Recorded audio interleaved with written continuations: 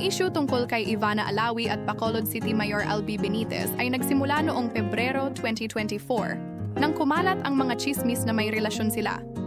Ang mga haka-haka ay lumaganap matapos silang makita na magkasama sa isang video sa Tokyo, Japan na ipinost ng isang vlogger. Dahil dito, sa isang Facebook post, mariing itinanggi ni Ivana ang mga paratang na siya ang girlfriend ni Mayor Benitez. Ayon sa kanya, nakilala lamang niya si Mayor Benitez sa isang trabaho sa Bacolod at siya ay isang accommodating and friendly na politiko.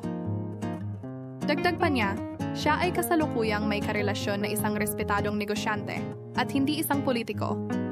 Nilinaw din niyang ito ang unang at huling pagkakataon na siya ay magsasalita tungkol sa issue upang protektahan ang kanyang pamilya mula sa mga maling akusasyon at masasakit na salita. Pahayag ni Mayor LB Benitez, si Mayor Benitez ay naglabas din ng pahayag upang itanggi ang mga paratang. Ayon sa kanya, ang kanilang pagkikita ni Ivana sa Tokyo ay isang chance encounter at walang katotohanan ang mga spekulasyon na may relasyon sila.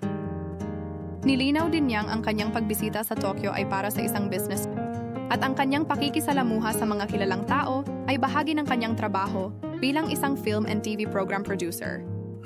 Nag-apologize siya kay Ivana at sa kanyang pamilya sa mga hindi ka nais-nais na epekto ng mga chismis. Maraming salamat sa panonood ng aking video.